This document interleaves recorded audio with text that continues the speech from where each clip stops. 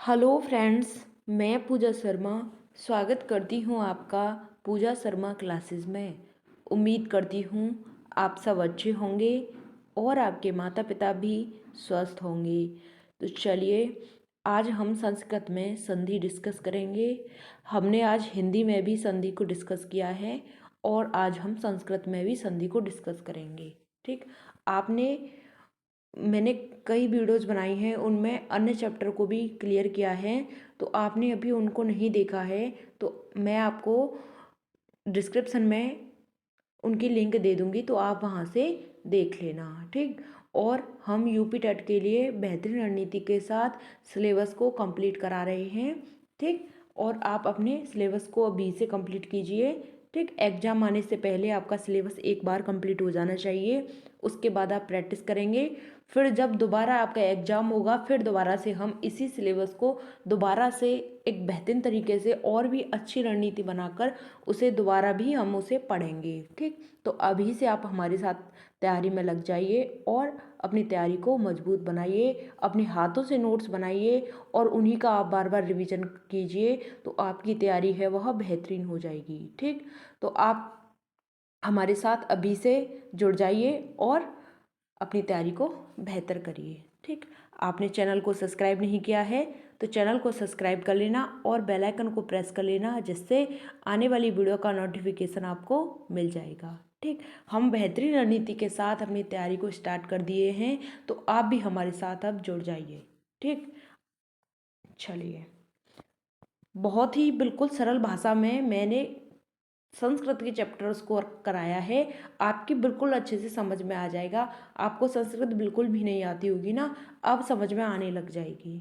ठीक, चलिए संधि की बात करते हैं। संधि क्या होती है? ठीक, संधि का शाब्दिक अर्थ होता है मेल। क्या अर्थ होता है? संधि का शाब्दिक अर्थ होता है मेल। ठीक, वर्णों के मेल से जो विकार उत्पन्न होता है उसे हम क्या कहते हैं? संधि कहते हैं। वर्णों के मेल से जो विकार उत्पन्न होता है उसे हम क्या कहते हैं? उसे हम संधि कहते हैं। बात क्लियर? वर्णों के मेल से जो विकार उत्पन्न होता है उसे हम क्या कहते हैं? संधि कहते हैं। ठीक, चलिए अब बात करते हैं संधि के भेद की। ठीक, संधि के भेद हैं तीन। संधि तीन प्रकार की होती हैं: स्वर संधि, व्यंजन संधि और विसर्ग संधि। ठीक, संधि कितने प्रकार की होती हैं? तीन प्रकार की होती हैं: स्वर संधि, व्यंजन संधि और विसर्ग संधि। ठीक, स्वर संधि को हम संस्कृत में क्या कहते हैं? अच कहते हैं।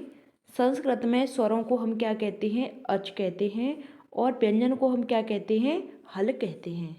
बात क्लियर? स्वर को हम क्या कहते हैं? संस्कृत में अच कहते हैं और व्यंजन को क्या कहते हैं? हल कहते हैं। ठीक, चलिए अब हम संधियों को इनको डिटेल से समझते हैं। पहले बात कर लेते हैं स्वर संधि के विषय में। ठीक, चलिए स्वर संधि की बात करते हैं। स्वर संधि क्या होती है? स्वर संधि को हम संस्कृत में क्या कहते हैं? अच कहते हैं। जब दो स्वरों के निकट आने से जो विकार उत्पन्न होता है उसे हम क्या कहते हैं? उसे हम स्वर संधि कहते हैं। ठीक, दो स्वरों के निकट आने से जो विकार उत्पन्न होता है उसे हम क्या कहते हैं? स्वर संधि कहते हैं। बात क्लियर? चलिए, स्वर संधि उसे कहते हैं। और अब बात करते हैं व्यंजन संधि की। व्यंजन संधि क्या होती है? जब व्यंजन के बाद स्वर या व्यंजन वर्णों के आने पर जो विकार उत्पन्न होता है उसे हम क्या कहते हैं? व्यंजन संधि कहते हैं। स्वर संधि में क्या था? जब दो स्वरों के निकट आने से जो परिवर्तन हो रहा था, यानी कि स्वर संधि में दो स्वर आ रहे थे, और व्यंजन संधि में क्या है कि स्वर और व्यंजन के आने से उनमें जो विकार उत्पन्न होता है उन्हें हम क्या कहते हैं? व्यंजन संधि कहते हैं। बात क्लियर? चलिए आगे बढ़ते हैं। अब बात करते हैं विसर्ग संधि की। विसर्ग संधि क्या होती है? जब विसर्ग के बाद कोई स्वर या व्यंजन वर्ण आ जाता है, जब विसर्ग के बाद कोई स्वर या व्यंजन वर्ण आ जाता है तो वहाँ पर क्या होती है? विसर्ग संधि होती है। बात क्लियर? स्वर संधि में क्या होता था? दो स्वर निकट आ जाते थे। ठीक, स्वर संधि में क्या होता था? स्वर स्वर निकट आ जाते थे और व्यंजन संधि में क्या होता है कि स्वर प्लस व्यंजन आता है, ठीक, स्वर और व्यंजन। और विसर्ग संधि में क्या होता है कि स्वर आए या व्यंजन आए, ठीक, व्यंजन आए लेकिन कब आए, उनके स्थान पर क्या आ जाता है, विसर्ग, ठीक, यह हमारा विसर्ग का चिन्ह होता है। बात क्लियर। चलिए अब आगे बढ़ते हैं। अब बात करते हैं हम स्वर संधि के प्रकार की। स्वर संधि के कितने प्रकार होते हैं, ठीक, आपके लिए यह बहुत ही महत्वपूर्ण क्लास है। आप इस वीडियो को बिना स्किप किए हुए देखना, ठीक, आप बहुत कुछ सीख कर जाओगे यहाँ से। स्वर संधि को क्या कहते हैं, अच कहते हैं। स्वर संधि के प्रकार की बात करते हैं तो दीर्घ संधि, ठीक, दीर्घ संधि की बात करते हैं स्वर संधि के प्रकारों में, ठीक। हम इसमें स्वर संधि के प्रकारों को कंप्लीट करेंगे, ठीक। चलिए, स्वर संधि को हम क्या कहते हैं, अच कहते हैं। और पहली आ जाती है हमारी दीर्घ संधि, ठीक, पहली आ जाती है हमारी दीर्घ संधि। दीर्घ संधि का सूत्र है अकह सवर्णे दीर्घ। दीर्घ संधि का सूत्र है अकह सवर्णे दीर्घ, ठीक। एग्जाम में कई बार पूछा जाता है कि अकह सवर्णे दीर्घ किसका किसकी मतलब संधि है, तो बताना पड़ेगा आपको दीर्घ संधि है, ठीक, अकह सवर्णे दीर्घ, ठीक। चलिए जैसे बात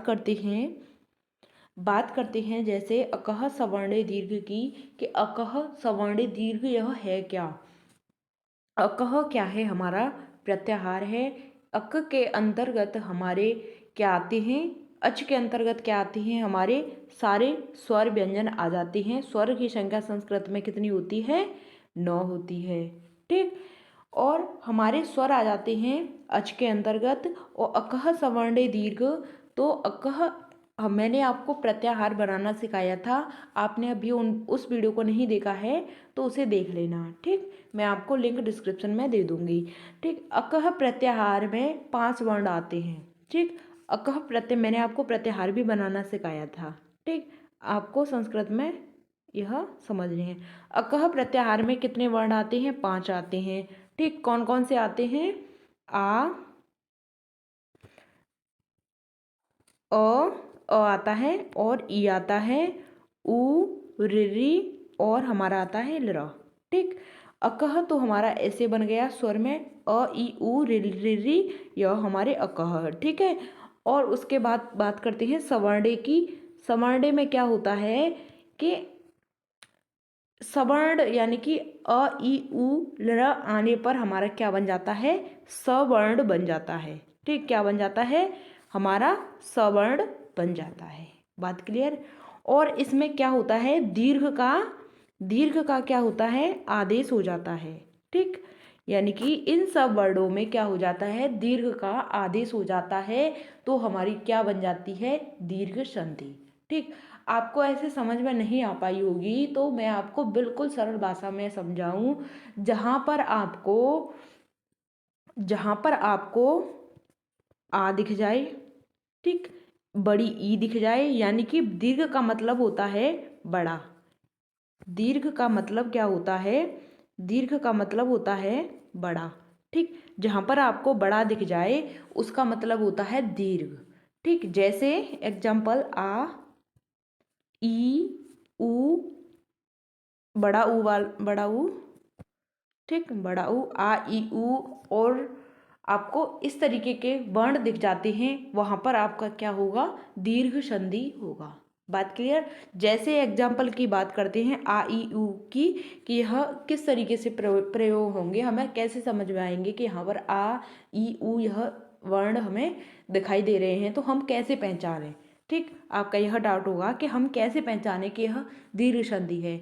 तो देखो, ठीक, जैसे विद्यालय की बात करते हैं, विद्यालय, ठीक, इसमें आपका क्या आ रहा है, आ, ठीक, इससे क्या बन गई आपकी दीर्घ संधि, ठीक। हिमालय, आपको ऐसे ही एग्जाम्पल दिए जाएंगे दीर्घ संधि में। हिमालय में यहाँ पर क्या आ रहा है आपका ठीक। विद्यार्थी, विद्यार्थी में क्या आ गया, आ गया, ठीक। तो क्या हो गई, इसकी दीर्घ संधि हो गई, ठीक।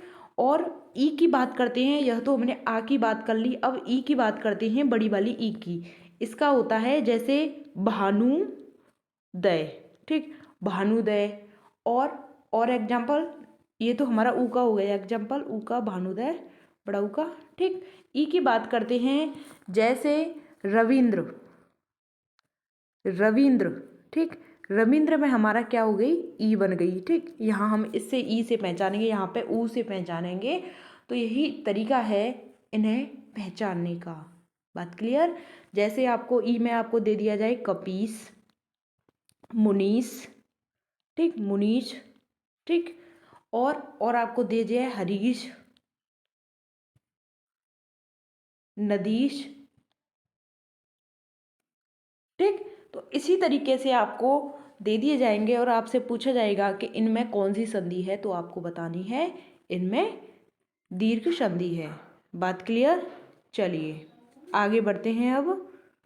अब बात करते हैं हम गुण संधि की। गुण संधि क्या होती है, इसका सूत्र होता है आधा गुणा। गुण संधि का सूत्र होता है आधा गुणा।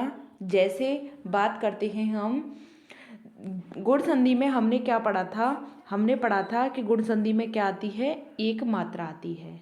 बात क्लियर। गुण संधि में क्या आती है, एक मात्रा आती है।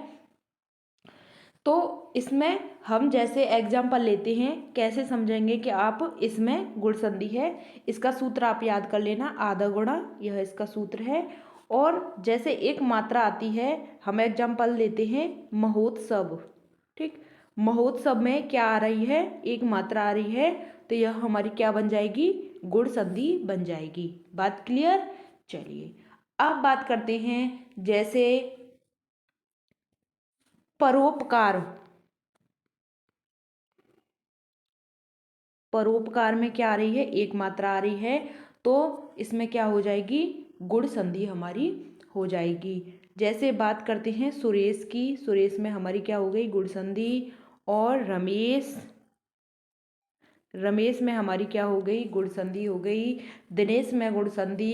कमलेश में हमारी क्या हो गई, गुण संधि हो गई हमारी, ठीक, कमलेश में, ठीक। महेंद्र में, उमेश में, ठीक, उमेश में हमारी गुण संधि हो गई, ठीक। राजेंद्र में हमारी क्या हो गई, गुण संधि हो गई, ठीक। गणेश में हमारी क्या हो गई, गुण संधि हो गई, ठीक। तो आपको यह चीज़ें समझनी है कि गुण संधि कहाँ होगी, जहाँ पर आपको एक मात्रा दिख जाए, इसका मतलब है यहाँ पर क्या है, गुण संधि है। बात क्लियर। चलिए आगे बढ़ते हैं। अब बात करते हैं हम वृद्धि संधि की। आप इन सूत्र को याद कर लेना, ठीक।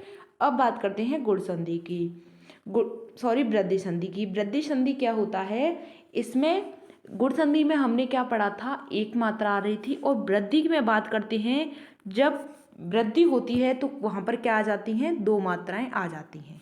बात क्लियर। जहाँ पर आपको दो मात्राएं दिख जाएं वहाँ पर आपकी क्या होगी, वृद्धि संधि होगी। बिल्कुल आसान भाषा में आपको मैं क्लियर करा रही हूँ, चीज़ें आपकी समझ में आनी चाहिए बस, ठीक। यह मैटर करता है कि आप एग्जाम में जाएं और बहुत ही कम समय में और बहुत अच्छी तैयारी करें, यह आपके लिए बहुत ही ज़्यादा महत्वपूर्ण हो जाता है। तो आप हमारे साथ बने रहिएगा, इसी तरीके से हम और भी वीडियोज इसी तरीके की लाते रहेंगे और आपके सिलेबस को बिल्कुल आसान भाषा में बिल्कुल आसानी से आपको समझा देंगे, ठीक। हम लगभग अब हमारा जो सिलेबस है हम काफ़ी जल्दी कंप्लीट कर लेंगे, एक महीना भी नहीं लगेगा। उसके बाद हम प्रैक्टिस करेंगे, ठीक, एग्ज़ाम तक प्रैक्टिस करेंगे। फिर एग्ज़ाम के जब फॉर्म भरे जाएंगे, फिर दोबारा से हम क्या करेंगे, दोबारा सिलेबस को फिर दोबारा से कंप्लीट करेंगे, फिर उसके बाद फिर प्रैक्टिस करेंगे, फिर उसके बाद हम एक मैराथन क्लास लेंगे, तब आप एग्ज़ाम को देने जाएंगे। तो आपकी तैयारी है वह इतनी मजबूत हो जाएगी, बहुत ही ज़्यादा, ठीक। तो अभी से लग जाइए, बस हमारे साथ जुड़ जाइए। चलिए बात करते हैं वृद्धि संधि की। वृद्धि संधि का सूत्र होता है वृद्धि रेचि।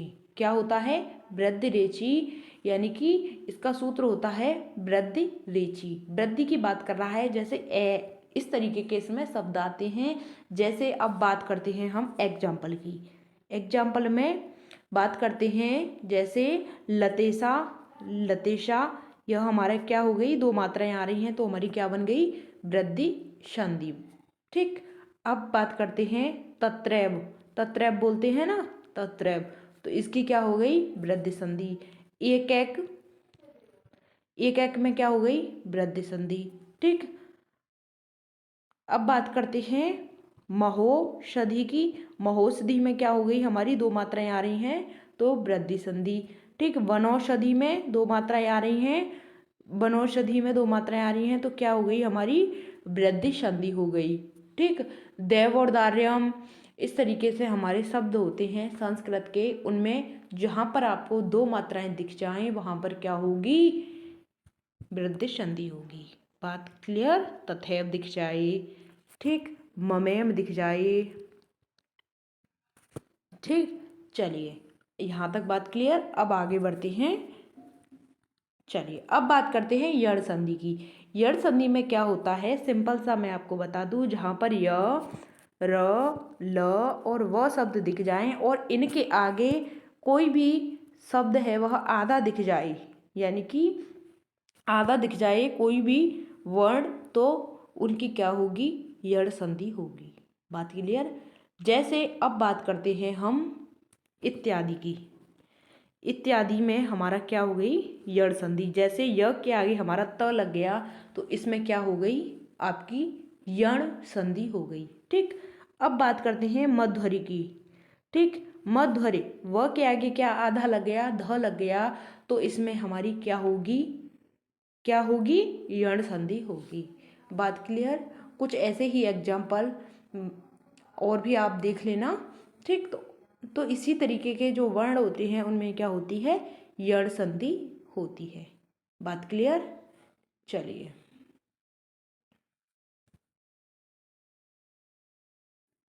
अब बात करते हैं अयादि संधि की। अयादि संधि क्या होती है, अयादि संधि में आपको जैसे ऐसे वर्ड दिख जाएं, अब, आब, आए, इस तरीके के शब्द दिख जाएं वहां पर आपकी क्या होगी, अयादि संधि होगी। इसका सूत्र है अचो अय वायाम। ठीक, अचो अय आवायाम।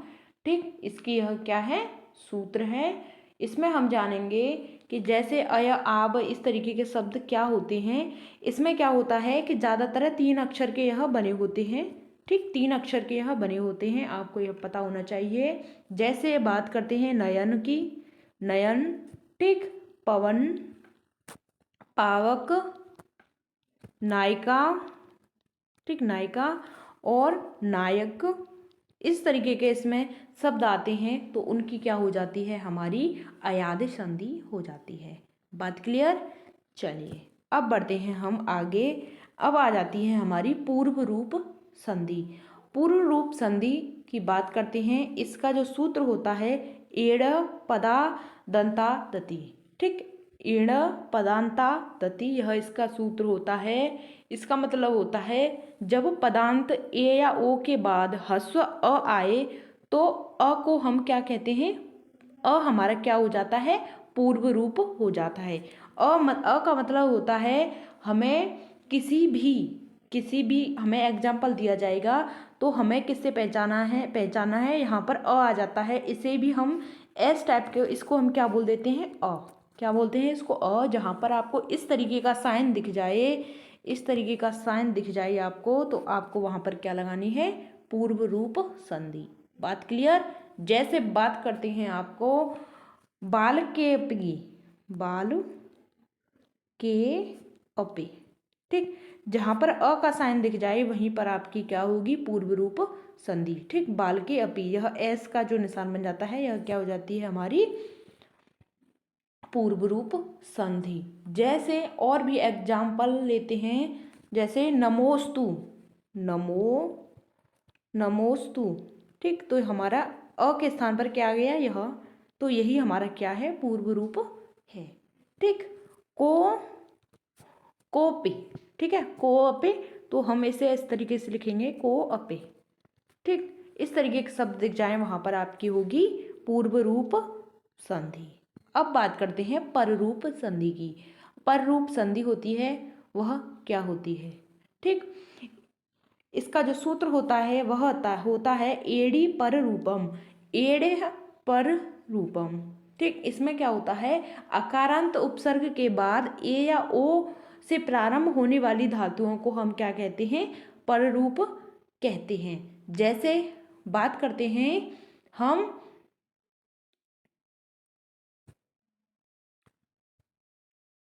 प्रधन एजते। ठीक, तो हमारी क्या हुई है संधि, प्रेजति। ठीक, प्रेजति। ओप धन ओसते, तो हमारी क्या हो गई, उपोसते। क्या हो गया, उपोषते। ठीक, इसमें क्या है कि पूर्व रूप में हमने इस तरीके का साइन पढ़ा था, पर रूप में क्या पढ़ना है कि हमें शब्द के पहले क्या दे दिया जाएगा, हमें उपसर्ग दे दिया जाएगा। हमें यह पहचानना है कि इसमें कौन सी संधि है, तो उपसर्ग दे दिया जा रहा है तो उसमें क्या है, आपकी पररूप संधि। बात क्लियर। चलिए अब बढ़ते हैं हम आगे प्रकृति भाव संधि की ओर।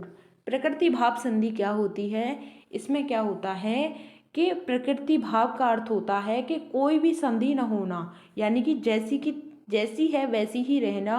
इसका सूत्र है इदु दे द विचरम प्रग्रहम। ठीक, इसका सूत्र होता है प्रकृति भाव संधि का इदु दे द विचनम प्रग्रहम। यह इसका सूत्र है किस संधि का, प्रकृति भाव संधि का।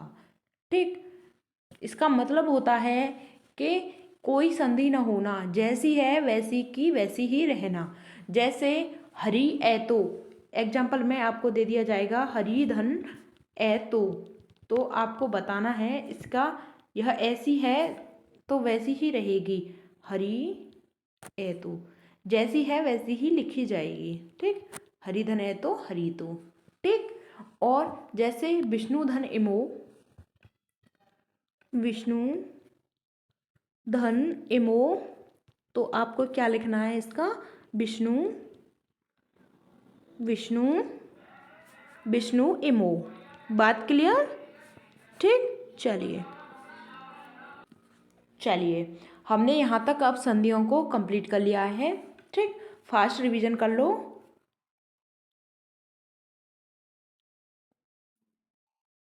संधि की बात करते हैं। संधि का शाब्दिक अर्थ होता है मेल।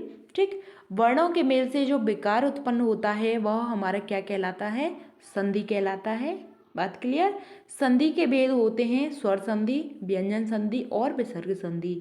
स्वर संधि को हम क्या कहते हैं, अच, और विसर्ग संधि को क्या कहते हैं हम, हल। ठीक, स्वर संधि को अच कहते हैं, तो स्वर संधि का मतलब होता है जब दो स्वरों के निकट आने से जो विकार उत्पन्न होता है वही हमारा स्वर संधि कहलाता है। ठीक, व्यंजन संधि की बात करते हैं तो व्यंजन के बाद स्वर या व्यंजन वर्णों के आने पर जो विकार उत्पन्न होता है तो वही हमारा व्यंजन संधि कहलाता है। ठीक, विसर्ग संधि यानी कि विसर्ग के बाद कोई स्वर या व्यंजन वर्ण आए तो वहाँ पर क्या होगा, विसर्ग संधि हो जाएगा। स्वर संधि को कई भेद हैं, इनके बारे में जानते हैं। स्वर संधि के भेद, पहला होता है दीर्घ संधि। दीर्घ संधि का सूत्र है अकह सवर्णे दीर्घ। सूत्र है अकह सवर्णे दीर्घ। और दीर्घ संधि क्या होती है, दीर्घ में आपको, दीर्घ का मतलब होता है बड़ा, दीर्घ में आपको दिख जाए आ, बड़ी ई, बड़ा वाला ऊ। ठीक, ऐसे शब्द दिख जाएं वहाँ पर क्या होगी, आपकी दीर्घ संधि होगी। दीर्घ संधि का एक आध एग्जाम्पल बता रही हूँ मैं, बोल के बता देती हूँ। जैसे हिमालय, रविंद्र, भानुदय। ठीक, इस तरीके के दीर्घ संधि के एग्जाम्पल हैं। चलिए अब बात करते हैं गुण संधि की। गुण संधि का सूत्र है आदः गुणः। ठीक, गुण संधि का मतलब होता है जहाँ पर आपको एक मात्रा दिख जाए वहाँ पर क्या होगी, गुण संधि होगी। जैसे एग्जाम्पल की बात करते हैं, रमेश, हितोपदेश, देवर्षि, महेश, इस तरीके के शब्द हमारे क्या कहलाएंगे, गुण संधि के अंतर्गत आएंगे। बात क्लियर। चलिए आगे बढ़ते हैं। अब बात करते हैं वृद्धि संधि की। वृद्धि संधि क्या होती है, इसका सूत्र होता है वृद्धि रेचि। वृद्धि संधि होती है जहाँ पर आपको दो मात्राएं दिख जाएं वहाँ पर क्या होगी, वृद्धि संधि होगी। जैसे सदैव, जलौद, महोषधि, वनौषधि। ठीक, तो वहाँ पर क्या होगी हमारी वृद्धि संधि होगी। ठीक, यण संधि की बात करते हैं। यण संधि का सूत्र होता है एको यणचि। यण संधि का सूत्र क्या होता है? एको यणचि। जहाँ पर आपको यर लव शब्द दिख जाएं और इनके शब्दों के आगे आधा शब्द कोई दिख जाए तो वहाँ पर क्या होगी? आपकी यण संधि होगी। जैसे मधुरे, ठीक, इस तरीके के शब्द कुछ होते हैं तो वहाँ पर यण संधि होगी। ठीक, अयादि संधि की बात करते हैं। इसका सूत्र है एचो अय व्यायाम। ठीक, यह अयादि संधि का सूत्र है। अयादि संधि क्या होती है? इसमें अय अव आव आय दिख जाए वहाँ पर क्या होगी? आपकी अयादि संधि होगी। जैसे नयन, पवन, नायक, पावक, इनमें हमारी क्या होगी? अयादि संधि होगी। अब बात करते हैं पूर्व रूप संधि की। पूर्व रूप संधि में क्या होता है? जहाँ पर आपको इसका विकार उत्पन्न होता है, अ का इस तरीके से एस दे दिया जाता है। जैसे हरेव, हरे अब, ठीक, हरे अब, तो इस तरीके का अ का साइन दे रहा है तो इस तरीके का आपको पूछे जाएंगी। ठीक, चलिए अब बात करते हैं हम पररूप संधि की। इसका सूत्र होता है एड़ी पररूपम। ठीक, एड़ पररूपम, तो इसका सूत्र होता है, इसमें क्या होता है कि उपसर्ग लगता है। ठीक, जैसे प्रजेते, प्र हमारा उपसर्ग, उपोसति, उप हमारा उपसर्ग, इस तरीके के वर्ण आते हैं पररूप संधि में। प्रकृति भाव संधि का जो सूत्र होता है एतुदेद विचनम प्रग्रहम। ठीक, यह हमारा प्रकृति भाव संधि का सूत्र होता है। इसमें क्या होता है कि जिसमें जैसा ही दे रखा है आपको उसी तरीके का वैसा ही आपका रहता है। जैसे हरि धन एतो बराबर हरि एतो, ठीक, उसी तरीके का आपका जैसा है वैसा ही रहेगा। विष्णु इमो, विष्णु इमो। ठीक, चलिए, तो आपने यहाँ तक आज स्वर संधियों को कंप्लीट किया है। इसके बाद हम पार्ट 2 में, यह हमारा पार्ट 1 हो गया, पार्ट 2 में मैं आपको इसी में करा देती, लेकिन आपका जो वीडियो है वह काफ़ी लंबी हो जाती और आप भी परेशान हो जाते, तो इसलिए धीरे धीरे करते हैं, कोई दिक्कत नहीं है, लेकिन बहुत अच्छे से बहुत ही सरल भाषा में करेंगे। तो चलिए मिलते हैं आपको आगे की नेक्स्ट वीडियो में। बने रहिएगा हमारे साथ, और आपका कोई भी क्वेश्चन हो, कोई भी क्वेरी हो तो आप कमेंट के माध्यम से हमसे पूछ सकते हैं, हम उसका आपको आंसर ज़रूर देंगे। ठीक, तो चलिए, आपने चैनल को सब्सक्राइब ना किया हो तो चैनल को सब्सक्राइब कर लेना और बेल आइकन को प्रेस कर लेना, जिससे आने वाली वीडियो का नोटिफिकेशन आपको मिल जाएगा। ठीक, और वीडियो पसंद आए तो वीडियो को लाइक करना। ठीक, मिलते हैं आपको आगे की नेक्स्ट वीडियो में, तब तक के लिए जय हिंद, वंदे मातरम।